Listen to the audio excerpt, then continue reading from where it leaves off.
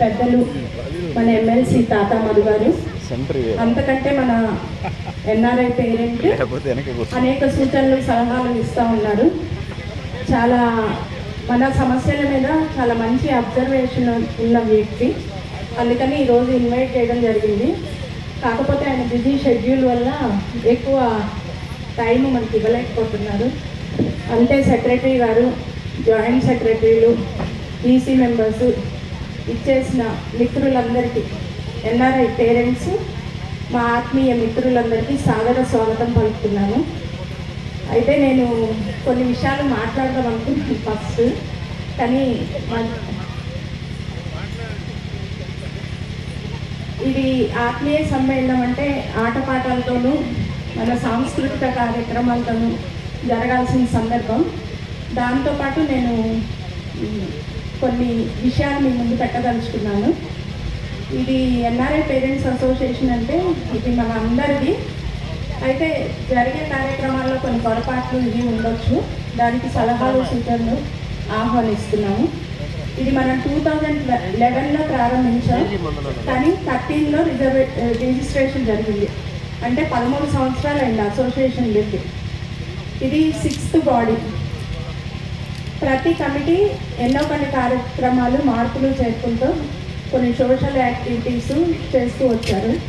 అంతే ఎవరైనా సభ్యులు వాళ్ళ సమస్యలు అని చెప్తే వాటి మీద కారణాలతో సంప్రదించి తీర్చడం కూడా జరిగింది.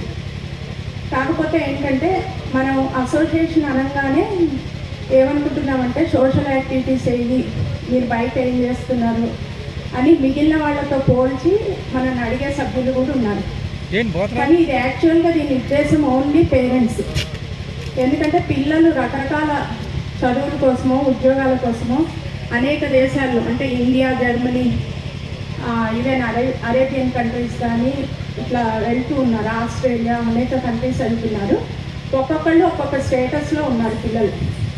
అంటే సిటిజన్స్ అయిన వాళ్ళకి ఒక సమస్య, H1 ఉన్న వాళ్ళకి ఒక సమస్య, H4లో ఉన్న వాళ్ళకి ఒక సమస్య, అలా ఉన్నాయి. అంటే డిఫరెంట్ సమస్యలు ఉన్నాయి. మనం ఇది పెట్టినప్పుడు అందరూ ఇప్పుడు ఆల్మోస్ట్ సీనియారిటీకి వచ్చేస్తాం మేము అందరం. అంటే 50sలో స్టార్ట్ అయితే నాకు 60 వచ్చేసినాయి. అంటే సీనియర్స్ అయిపోయాం. మనకేమైనా ఉంటుందంటే ఎవరో ఒకరు మాట్లాడితే బాగుండు, మన కంపెనీ ఇస్తే బాగుండు, కోట్ల ఆస్తున్నా సరే ఒక మనిషి పలికితే బాగుండు అని అనిపిస్తుంది. పిల్లల్ని మనం ఇన్సిస్ట్ చేయలేము, ఎందుకంటే వాళ్ళ లైఫ్, వాళ్ళ ప్రాబ్లమ్స్ మనం చూస్తూనే ఉన్నాం కాబట్టి. ఇది ఒక ఆత్మీయతతో కూడి, ఒక మానవీయ విలువలతో కూడి, అంటే సమాజంలో ఏదన్నా అవసరమైతే మనం సాయం చేయటం కోసం మాత్రమే ఇది ఏర్పాటు చేసాం. మనం ఇతర సంఘాలతో పోల్చుకుని మనకి ఫండ్స్ ఎక్కడి నుంచి రావట్లేదు. మనం ఏ పిల్లల్ని ఇంతవరకు ఫండ్స్ కోసం కూడా టచ్ చేయలేదు. మనం వేసుకున్న ఫండ్స్తో మనం చేయగలిగిన సోషల్ యాక్టివిటీస్ చేస్తూ మన వాళ్ళకు ఉపయోగపడాలని దీని ఉద్దేశం. దాంట్లో కొన్ని లోపాలు జరిగి ఉండొచ్చు, అందరినీ కలవలేకపోయి ఉండొచ్చు, మాట్లాడలేకపోయి ఉండొచ్చు. అవన్నీ భవిష్యత్తులో సరి చేసుకోవడానికి ఒక ప్రయత్నం చేస్తాం. అంటే ఒక మెడికల్ కమిటీని వేసాము. దాని నుంచి మనము 2 క్యాంప్స్ పెట్టాము, క్యాన్సర్ క్యాంప్స్. అది కాకతీయ వాళ్ళతో కలిసి ఆర్గనైజ్ చేస్తాం, బసవతారకం ఇన్స్టిట్యూట్. దానికి మంచి రెస్పాన్స్ వచ్చింది. లీగల్గా మనకు ఒక 5 కేసులు వచ్చినాయి. వాటిని సాల్వ్ చేయడానికి మన లీగల్ కమిటీ ప్రయత్నం చేసింది. అంటే ఎవరైనా సిక్ ఉండి కదలలేకుండా ఉంటే వాళ్ళకి బ్లడ్ టెస్ట్లు అవి కావాలంటే ఒక 10 to 15% డిస్కౌంట్తో ఇంటికి వచ్చి తీసుకెళ్ళే ఈ ప్రొవిజన్లు మాత్రమే. వెళ్ళగలిగే వాళ్ళకి ప్రాబ్లం లేదు, వెళ్ళలేని వాళ్ళు ఉంటే ఉపయోగించుకోవాలి. పేరెంట్స్ కోసం మాత్రమే ఇది అరేంజ్ చేయడం జరిగింది. ఇదేంటంటే మనం ఆలోచించేటప్పుడు చాలామంది ఇన్సెక్యూరిటీలో ఉన్నారు. చాలా ఇన్సెక్యూరిటీ బయట అయితే ఉంది. అది క్యాపిటలిస్ట్ సొసైటీలో నుంచి వచ్చిందా, లేకపోతే టెక్నాలజీ పెరిగి మనుషుల మధ్య దూరం పెరిగిందా అనేది మనకు ఉండొచ్చు. ఒక 3-4 ఫ్రెండ్స్ ఉండొచ్చు. ఆ ఫ్రెండ్స్ కూడా పలికే టైంకి ఒక లిమిటేషన్స్ ఉంటాయి, ఎవరి ప్రాబ్లమ్స్ వాళ్ళకు ఉంటాయి. కనుక ఒక అసోసియేషన్లో మనం టుగెదర్గా ఉంటే ఒకళ్ళు కాకపోతే ఒకళ్ళు రెస్పాన్సిబిలిటీ తీసుకుంటారు.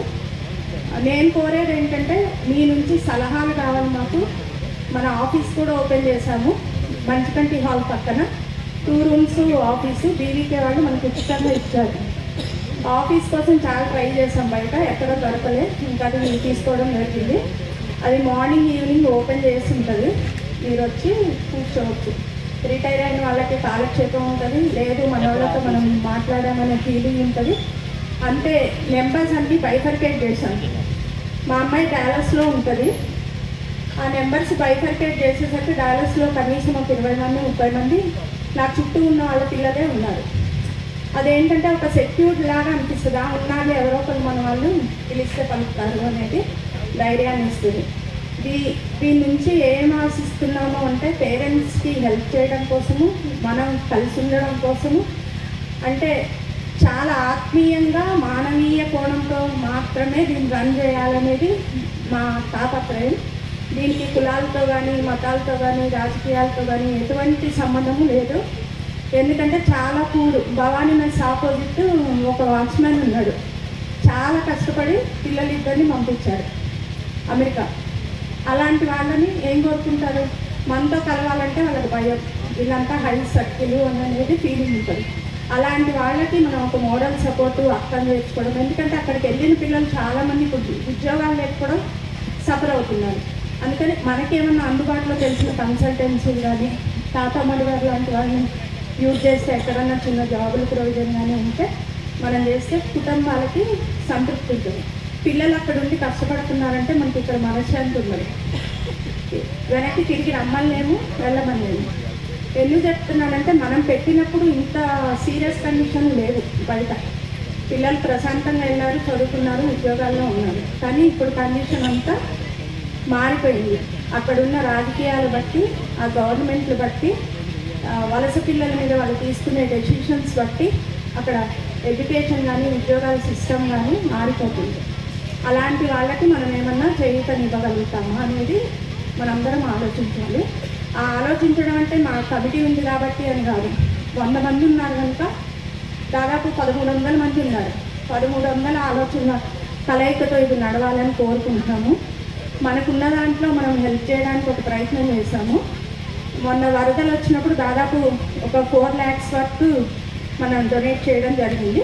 మన పేరెంట్స్ ఇచ్చారు, చాలామంది ఇళ్ళ నుంచి కూడా సాయం చేస్తుంటారు కనుక మేము అందరినీ అప్రోచ్ అవ్వలేదు. చాలా మంచి రెస్పాన్స్ ఇచ్చి సహాయం అందించారు. అలాంటి వాళ్ళందరూ మనం ఉన్నాం కాబట్టి మనకున్న 10 రూపాయల్లో 5 దానం చేసే మనసు మనకుంది. నేను కోరేది ఏంటంటే ప్రతి వాళ్ళు ఇప్పుడు డొనేట్ చేస్తున్నారు.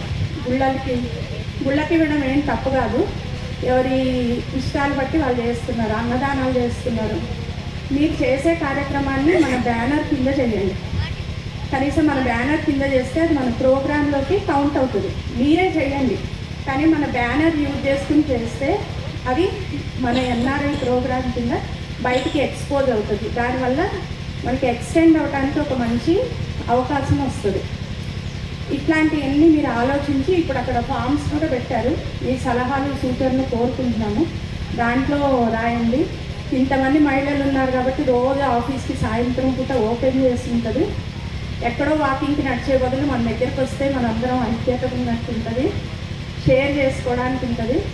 ఎందుకంటే షేరింగ్ చాలా రిలీఫ్ ఇస్తుంది. సైకలాజికల్గా చాలా ప్రాబ్లం ఉంది బయట, మనకి చూస్తే అర్థమవుతూ ఉంటుంది, కానీ మనం ఎవరిని అనలేము. మీరు ఏమన్నా ఫీల్ అవుతున్నారా అని అడగలేము. అదేంటంటే ఏజ్ ప్రాసెస్ కావచ్చు, మెనోపాజ్ ప్రాసెస్ కావచ్చు, ఒంటరితనం కావచ్చు, ఇలాంటివన్నీ ఉన్నాయి కాబట్టి అవి లేకుండా రిలాక్స్ అవ్వడానికి మన వేదికను ఉపయోగించుకున్నాం. భవిష్యత్తులో మధుగారి నుంచి నేను చాలా సహాయం ఎక్స్పెక్ట్ చేస్తున్నా. ఆయన నుంచి సహాయ సహకారాలు సూచనలు తీసుకుంటూ, ఎందుకంటే చాలా అవగాహనతో అద్భుతంగా అక్కడ కండిషన్లు ఇక్కడ ఎదిరించగలుగుతున్నారు. ఆ రిలేషన్ మీద మంచి పట్టింది. ఆయన సలహాలు సూచనలతో తానా వాళ్ళతో కూడా మనకి లింక్ కల్పించి భవిష్యత్తు కార్యక్రమాలు చేద్దాము. అందుకు మీరందరూ సహకరించాలని మనస్ఫూర్తిగా కమిటీ తరఫున కోరుకుంటున్నాను. ఏమన్నా మేము చేసే కార్యక్రమంలో చిన్న మిస్టేక్స్ అలాంటివి ఉంటే కూడా సాధారణంగా ఆహ్వానిస్తున్నాం. వాటిని సరి చేసుకుని అందరం కలిసి ముందుకు నడుద్దామని తెలియజేసుకుంటూ నాకు ఈ అవకాశాన్ని ఇచ్చినందుకు ధన్యవాదాలు.